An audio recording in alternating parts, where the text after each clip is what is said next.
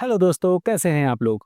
दोस्तों 25 नवंबर को एक बहुत बड़ा अनाउंसमेंट हुआ है मिनिस्ट्री ऑफ फाइनेंस की तरफ से।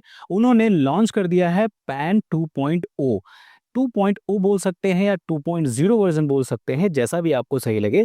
और उसके साथ में 1435 करोड़ रुपए का खर्च रखा गया है कि इसको मेंटेन करने के लिए, इसको अपग्रेड करने के लिए और इसके इकोसिस्टम को और ज़्यादा इजी और ज़्यादा अच्छा बनाने के लिए इतना पैसा खर्चा किया जाएगा पैन कार्ड 2.0 में। अब ये पैन कार्ड जैसे ही लॉन्च हुआ, जैसे ही ये खबर आई है, लोगों के दिमाग में बहुत सारे सवाल आने लगे हैं कि आखिर जो नया पैन कार्ड है वो क्या खास है उसमें। दूसरा ये कि क्या पुराना पैन कार्ड हमारा, उसमें क्या खराबी थी, क्या वो हमारा खराब हो जाएगा, क्या हमें पैन कार्ड 2.0 नया बनवाना ही पड़ेगा, क्या उसमें खर्चा आएगा, कैसे ये बनेगा, क्या-क्या चीज़ें इससे होने वाली, क्या-क्या बदलाव होने वाला है इस नए अपडेट के बाद। बहुत से सवाल हमारे दिमाग में आ रहे हैं। तो आज मैं आपके लिए वीडियो लेकर के आया हूँ जिसमें आपको कंप्लीट डिटेल में बताने वाला हूँ पैन कार्ड 2.0 के बारे में, जिसमें आपको सब कुछ पता चल जाएगा, आपके सारे क्वेश्चंस, आपके सारी क्वेरीज दूर हो जाएंगी ये वीडियो पूरी देखने के बाद। नमस्कार दोस्तों, मेरा नाम है अनूप, आप देख रहे हैं टेक एंड ट्रेंड्स।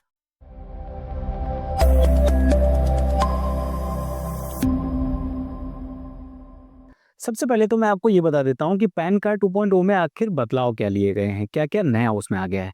सबसे पहली चीज़ तो ये है कि उसमें एक क्यूआर कोड आपको मिलेगा, जो कि डायनामिक क्यूआर कोड है। अब डायनामिक क्यूआर कोड क्या होता है वो भी मैं आपको बता देता हूँ। डायनामिक क्यूआर कोड वो होता है कि उस क्यूआर कोड को चेंज नहीं हमें करना पड़ेगा, अगर उसमें हम कभी भी अपने पैन कार्ड में इन फ्यूचर कोई भी चेंजेस, बदलाव करते भी हैं अगर, तो उसको उसी तरीके से हम यूज़ कर सकते हैं। उसके लिए हमें नए पैन कार्ड की ज़रूरत नहीं पड़ेगी अगर हम कभी भी कोई भी नया पैन कार्ड इश्यू कराते हैं या फिर हम कोई भी उसमें अपडेट करते हैं अपने पैन कार्ड में।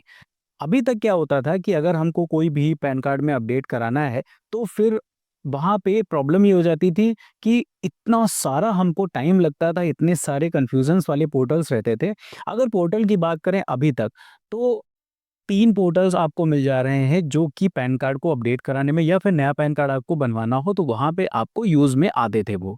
जिसमें सबसे नंबर 1 पर था खुद इनकम टैक्स डिपार्टमेंट का ही ई-फिलिंग पोर्टल, जो उनका खुद का पर्सनल था। वहाँ से आप ऑनलाइन जाकर के अपने पैन कार्ड को अप्लाई कर सकते थे या फिर आप उसमें कुछ भी चेंजेस करा सकते थे। उसका एक लंबा-सा प्रोसेस होता था। दूसरा जो पोर्टल है वो यूटीआई आईटीएसएल पोर्टल था, जिसके थ्रू आप ऑफलाइन अपने पेपर्स को, डॉक्यूमेंट्स को जमा करके आप करा सकते थे। जो तीसरा पोर्टल था वो प्रोटियन ई-गवर्नमेंट पोर्टल था, जिसके थ्रू आप अपने पैन कार्ड में चेंजेस कर सकते थे। कभी कुछ अपग्रेडेशन कराना हो तो वो आप कर सकते, कोई बदलाव कराना हो तो आप वो कर सकते थे।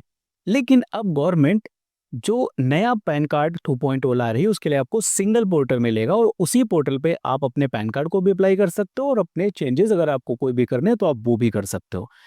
एक सबसे बढ़िया चीज़ ये है कि इस पोर्टल में अगर आपको कोई भी अपने चेंजेस पैन कार्ड में करने हैं वो आपके फ्री ऑफ कॉस्ट हो जाएँगे। आपको उसमें कोई भी पैसा नहीं देना पड़ेगा किसी भी चेंज का। और जो भी पैन कार्ड में आप चेंज करोगे वो अपडेट होकर के आपके ईमेल एड्रेस पे कंफर्मेशन के लिए भी आ जाएगा। तो एक बहुत ही सरल तरीके से आप अपने पैन कार्ड का सारा काम करा सकते हो। यहाँ पे एक चीज़ नोटिस करने वाली है कि अगर आप फिजिकल पैन कार्ड मंगवा रहे हो तब आपको 50 रुपए देना पड़ेगा। अगर आप इंडिया में कहीं पर भी मंगवा रहे हो तो 50 रुपए आपको चार्ज देना पड़ेगा और आपको फिजिकल वे में भी पैन कार्ड नया मिल जाएगा। अगर आप इंडिया के बाहर रह रहे हो तो फिर कुछ एक्स्ट्रा चार्जेस उसमें पड़ते हैं, जिसमें 15 रुपए तो फिक्स चार्ज है, उसके अलावा जो पोस्ट का जो भी उनका चार्ज हो वो अलग से पड़ता है। तो वो डिपेंड करता है कि आप किस कंट्री में रह रहे हो, इंडिया से बाहर आप कहाँ पे मंगवा रहे हो, उस हिसाब से आपको चार्जेस देने पड़ेंगे। तो यहाँ पर ये चीज़ क्लियर हो गई कि पैन कार्ड जो है वो कैसे बनेगा, क्या-क्या इसमें चेंजेस होने वाले हैं ये चीज़। अब बताते हैं पैन कार्ड में क्या बदलाव होने वाला है। पैन कार्ड में सब कुछ सेम रहेगा। आपका पैन कार्ड नहीं बदलेगा, आपके पैन कार्ड का नंबर भी नहीं बदलेगा, आपके पैन कार्ड की कोई डिटेल भी नहीं बदलेगी, कोई भी नया आपको पैन कार्ड नहीं मिलने वाला है। सिर्फ़ और सिर्फ़ इस पैन कार्ड में आपको एक बड़ा चेंज दिया गया है जो कि है क्यूआर कोड का, और वो है डायनामिक क्यूआर कोड। जिससे आपकी जो चीज़ें हैं, जो आपकी जो डिटेल्स है, वो ज़्यादा सिक्योर रहेंगी। और डायनेमिक है, तो अगर कभी भी इन फ्यूचर आप उसको चेंज भी करोगे, तब भी आपको पैन कार्ड नहीं बदलाना पड़ेगा। कुछ लोगों के पास अभी, जिन्होंने अगर साल या 2 साल में अगर पैन कार्ड नया मँगवाया हो, तो आप लोगों के पास क्यूआर कोड का एक पैन आया भी होगा। वो था पैन 1.0, मतलब उसमें आपको जो क्यूआर कोड मिल रहा है, वो भी वैसे ही है जैसे इसमें है, लेकिन 2.0 और 1.0 में अंतर क्या है? वो सबसे बड़ा चेंज ये है कि अगर पैन 1.0 आपके पास है और अब उसमें कोई भी अपडेट कराते हो चीज़ें, अगर उसमें कुछ भी चेंजेस कराते हो अपने जो डिटेल्स हैं, नाम, mobile number, address, email address, कुछ भी आप चेंज कराते हो, तब आपको नया पैन कार्ड इश्यू कराना पड़ेगा, क्योंकि वहाँ पे आपका क्यूआर कोड चेंज हो जाएगा। लेकिन जो ये डायनामिक क्यूआर कोड लिया गया है, इसमें आप चाहे जितनी बार चेंज कराओ, आपका क्यूआर कोड सेम रहेगा। आपको कभी भी क्यूआर कोड चेंज कराने के लिए नहीं बोला जाएगा, पैन कार्ड नया लेने के लिए नहीं बोला जाएगा, आप उसमें ही चेंजेस अपने करा सकते हो, ये एक बढ़िया चीज़ है। अब बात कर लेते हैं एक सबसे बड़े सवाल को लेकर के, कि जो सोच रहे हैं लोग कि क्या हमें ज़रूरी है कि इसको तुरंत-तुरंत हमें कराना पड़ेगा? क्या हमारा पुराना पैन कार्ड खराब हो गया है, वो यूज़ में नहीं आएगा? तो ऐसा बिल्कुल भी नहीं है। आपका पुराना पैन कार्ड वैसे ही चलेगा, जैसे आपका अभी तक चलता चला आ रहा है, और कोई ज़रूरी नहीं है कि आप इसको तुरंत के तुरंत चेंज कराएँ। आप जब कभी भी चेंज कराओगे, तो जो प्रोसेस है वो सेम रहेगा। आप जब मर्ज़ी आए तब इसको चेंज करा सकते हैं। आपके पास नया पैन कार्ड मिल जाएगा। अगर अभी आप नहीं चेंज कराना चाह रहे हो, तो आप पुराना पैन कार्ड ऐसे ही यूज़ कर सकते हो।